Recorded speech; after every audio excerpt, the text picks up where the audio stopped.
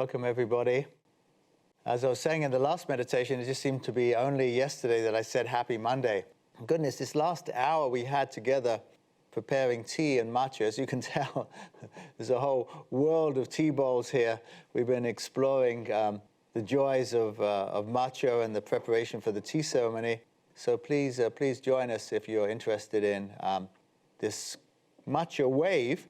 It's increased in popularity, actually, and you can even get matcha now in Starbucks, although it's a little less esoteric than we're looking at it, mixed with oat milk, but it's quite delicious.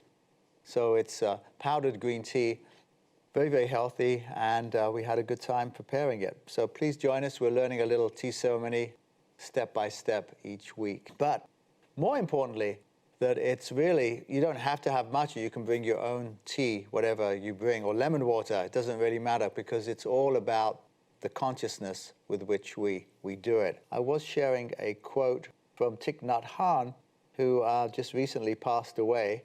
Probably know of that.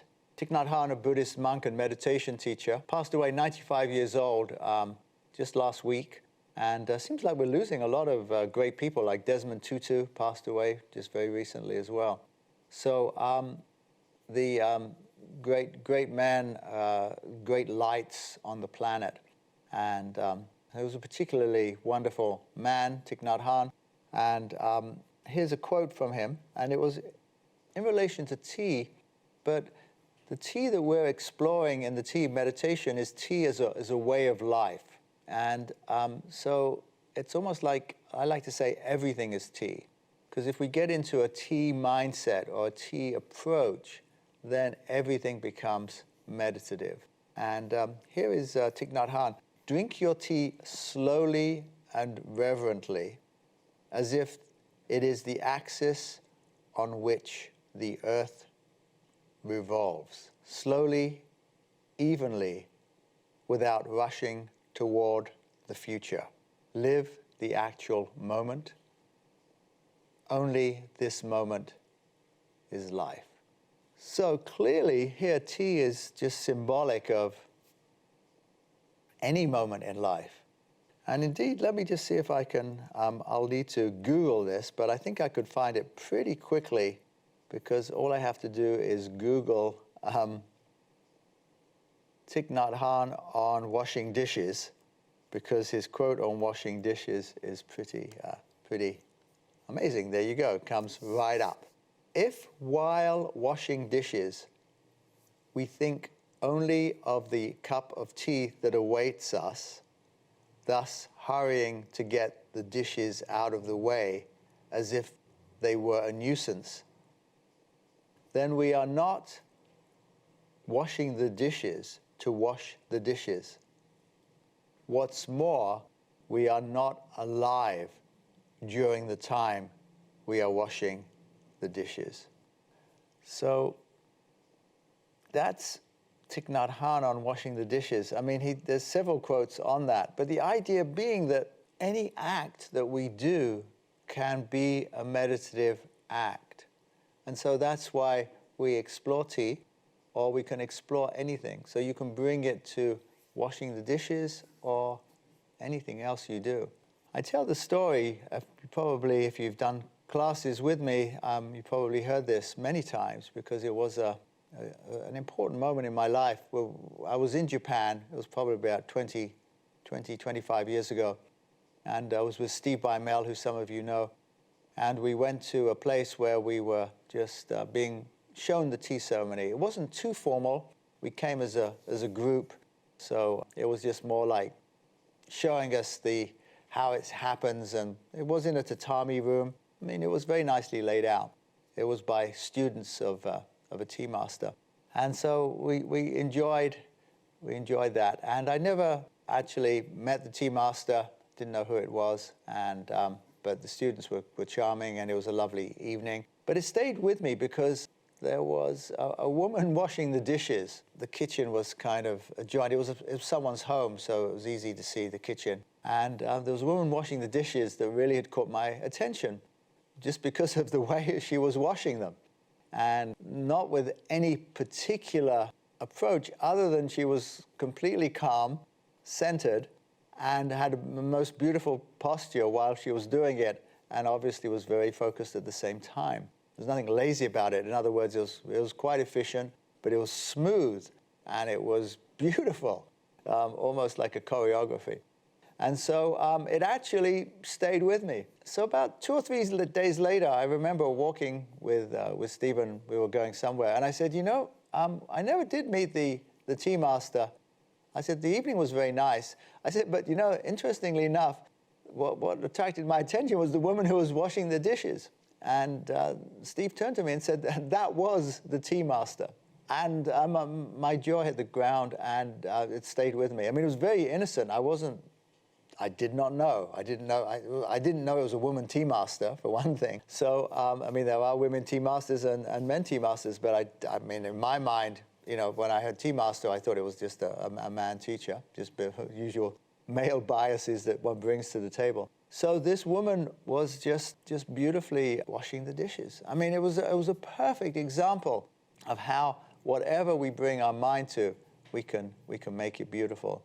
And in terms of this session here on the transcendent self, I would love for you to just move into that feeling of wherever you are and whatever you're doing, it can be done with presence, attention, and beauty. We can just bring that to whatever we're doing. Let's just hear a couple of excerpts from John Roger to get us into the spiritual sky space.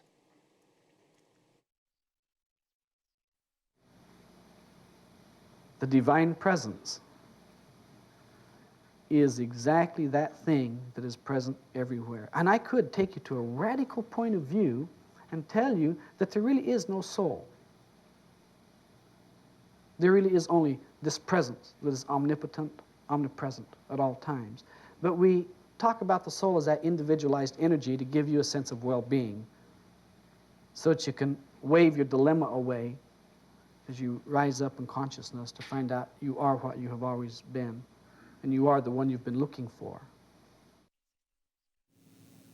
If you're not pleasing yourself by being who you are, I got some sad news for you.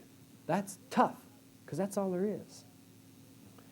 If you haven't found that place yet inside of you that is full and brilliant, that's tough, because that's all there is. But when you get there, that's enough, because that's all there is. That's all there is for everybody on all the levels of consciousness. The bright, brilliant radiance of our beingness.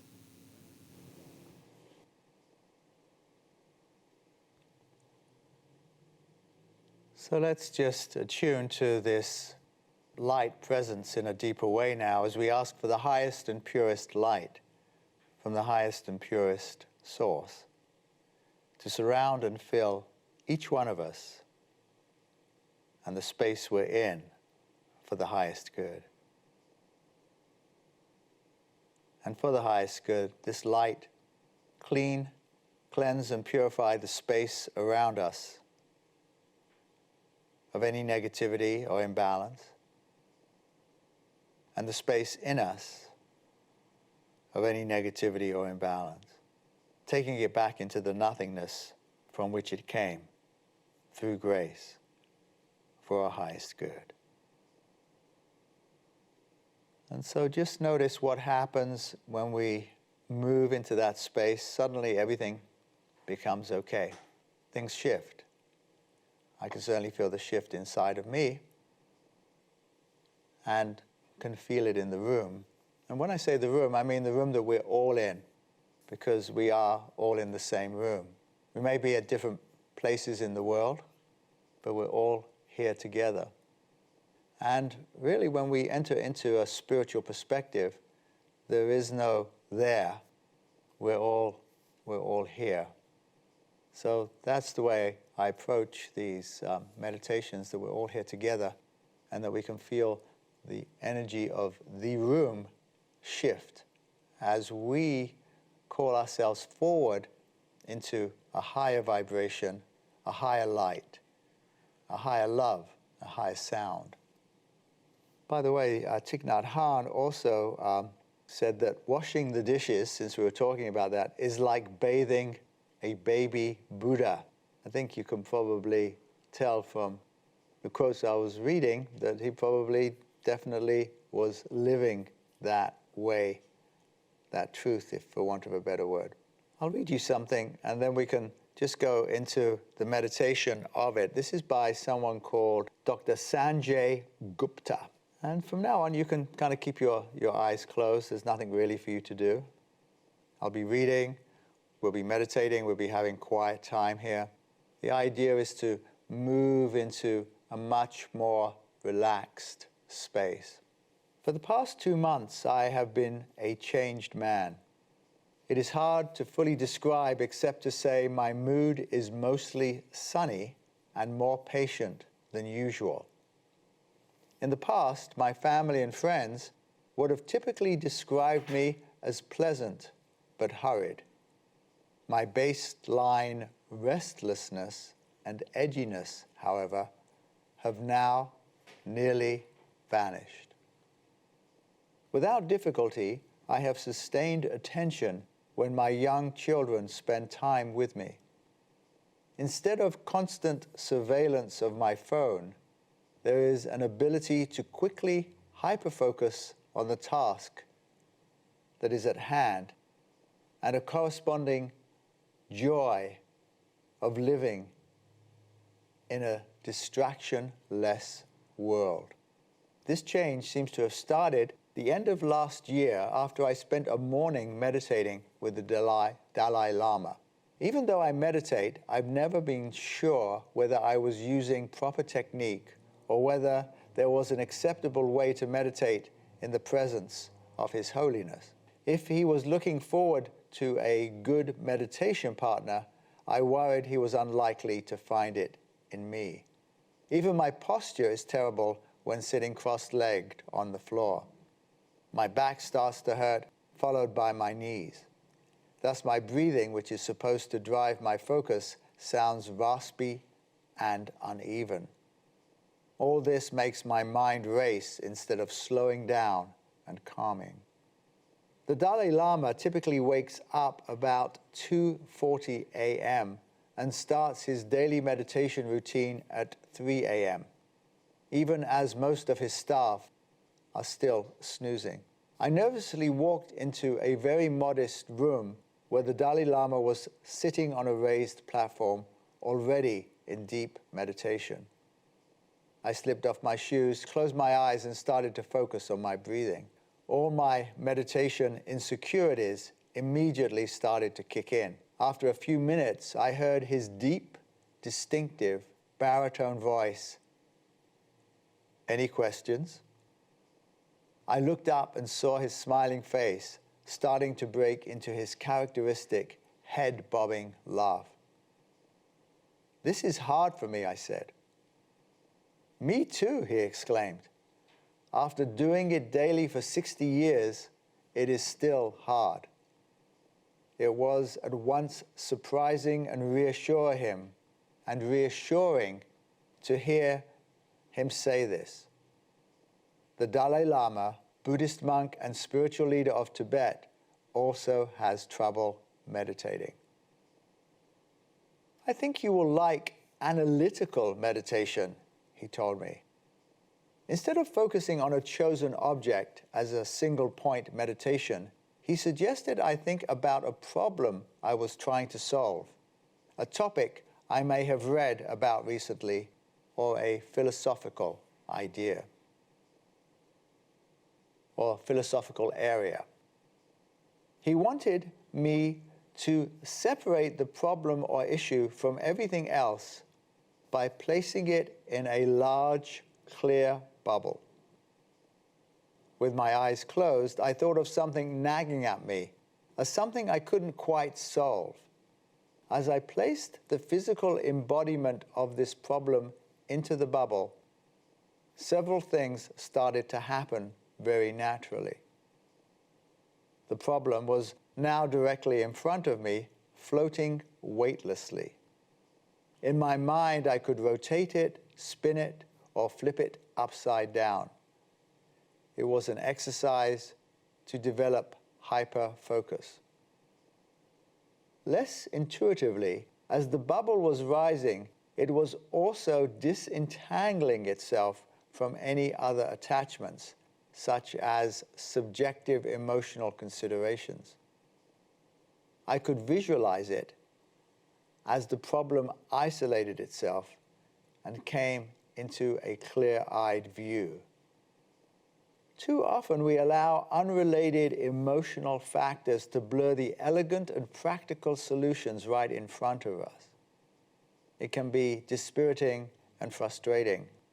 Through analytical meditation, His Holiness told me we can use logic and reason to more clearly identify the question at hand, separate it from irrelevant considerations, erase doubt, and brightly illuminate the answers. It was simple and sensible. Most important for me, it worked. As a neuroscientist, I never expected that a Buddhist monk, even the Dalai Lama, would teach me how to better incorporate deduction and critical thinking to my life. But that is what happened. It changed me, and I am better for it. I practice analytical meditation every day, usually early in the morning. The first 2 minutes are still the hardest as I create my thought bubble and let it float above me. After that, I reach what can best be described as a flow state in which 20 to 30 minutes pass easily.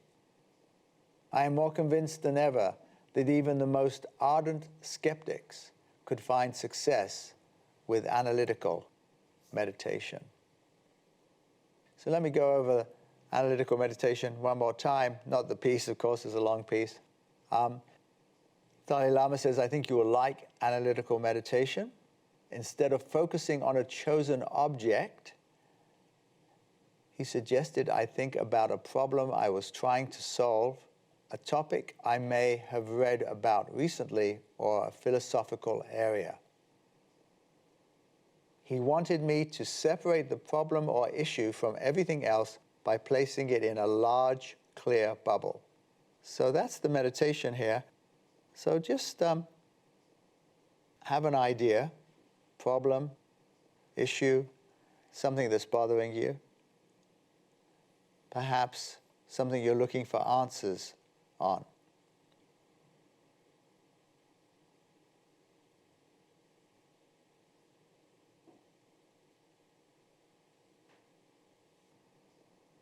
And when you identify it,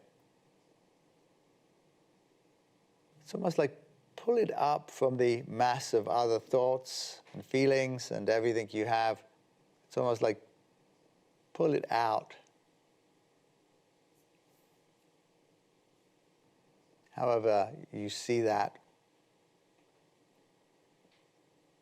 Pull this thought, this area, this question you have, problem, whatever it is. Something you're looking for answers of, the next step in your life, your next job, relationship, whatever it is. Doesn't matter, just have it as something that's been preoccupying you a little bit. Bring it out of the soup, the soup that is your thinking process and your feeling process. And now as you bring it out, now put it in a large, clear bubble and have it float in front of you in that bubble. Could float above you, above your head. It could be right in front of you. Just the point is that it's isolated and it's in that clear bubble. And so we're going to give you a few moments with that. You can have your eyes closed. And you're just going to have that area in. Now, it could be a good thing as well. It doesn't have to be a problem. And maybe you put something joyful in that bubble. Maybe you put whatever area you want just greater clarity on. Doesn't really matter what area it is. Something, I think we all know what we've been thinking about lately, what's been bothering us, what's been preoccupying us. We just want to isolate that, put it in that clear bubble, and then just see what happens. We just place that into the light for the highest good, and see if it wants to give us some information, if some clarity emerges. Maybe it disappears into nothingness, in which case we can just sit with that clarity. So we'll listen to that. We'll go into silent mode. So light for the highest good into the bubble.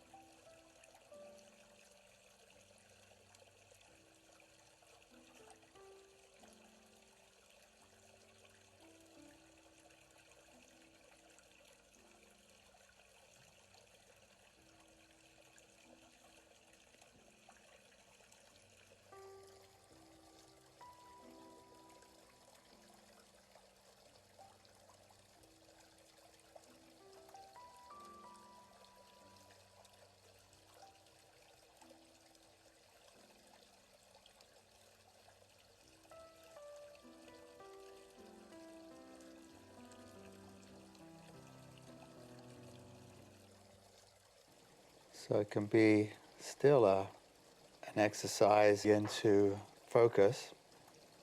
So you can begin to slowly return back to the room.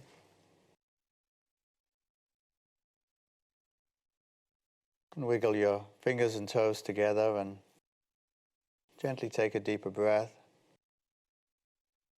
As we come to the top of the hour, hopefully you've just enjoyed this different take on meditation, this analytical meditation. Actually find it quite useful for areas that are nagging, just to isolate it in the bubble and sometimes just let it tell me what's going on. Oftentimes just to reach a deeper understanding and comes back into harmony within my consciousness. But just the relaxed one.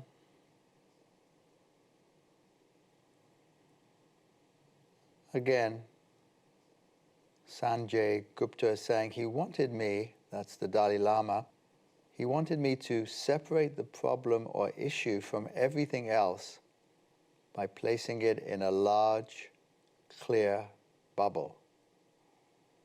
With my eyes closed, I thought of something nagging at me as something I couldn't quite solve. As I placed the physical embodiment of this problem into the bubble, several things started to happen very naturally. The problem was now directly in front of me, floating weightlessly. So what's nice is that any preoccupation we have, we can just take it out and separate it and put it in the bubble. Just have it float there weightlessly in front of us. And see what emerges. Don't worry about getting any results or anything happening. That's just a distraction coming from the soup of your mind. What I'm calling the soup, we're just taking this area out of the soup and putting it in the bubble. If you're saying, well, I'm having difficulty finding something, then there you go, that's your thing. Put I'm having difficulty finding something into the bubble. Nothing is off limits.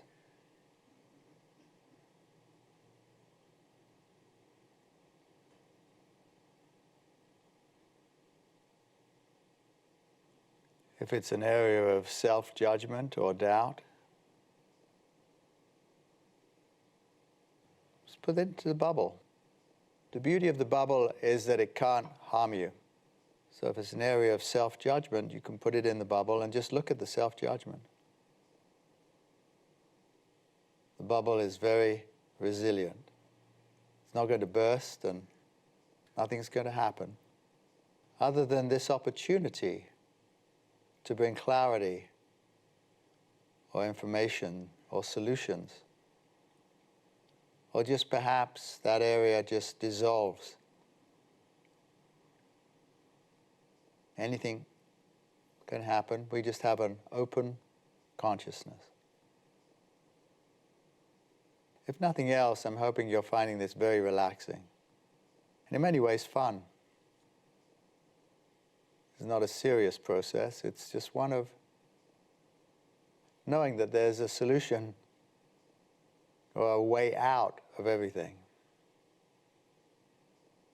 by putting an area of contraction, perhaps, into the bubble, problem, isolating it from the soup of your mind. Just that act itself begins to unwind, unravel, so that solutions can emerge. That was the fun part, and just so everybody knows, we were just looking at the basic tea bowl and saying which side do we serve the tea bowl on, and this is called a Chuan, and basically we find the most interesting part of the bowl, and when we're serving tea, we serve the most interesting part to as the host to the person, and of course they receive it on the most interesting side, and in modesty, when they drink, they actually turn the tea bowl. So we went over all of those kind of little ritual elements, and Graham had gone and bought himself what's called a Chawan, C-H-A, Cha, T, W-A-N, and these are sacred to the Japanese. Really, we have all different ones here, as you can see, and this is the one that was a special one for me that was bought by the group when I was in Japan. So they become very special implements, and the way we work with them. And of course, we can do that with any object. We can do it with washing the dishes. We can do it at any moment. Every moment can be a meditative experience, and that's the idea behind the spiritual sky. So thank you all so much. Such a joy to be with you. Thank you, Graham. Be well. Join us again, and see you Thursday. Thanks so much to Paul Wilcox, who was all by himself behind the boards today, which made it easier when I served him tea. I didn't have to serve so much tea today. And Stella as well, who was so a wonderful host, and of course Maria Jose Marignon.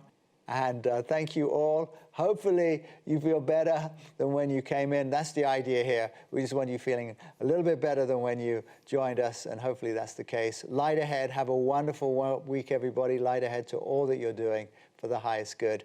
And we'll see you on Thursday, hopefully, or tonight for the Spontaneous Self, or next week. Be well.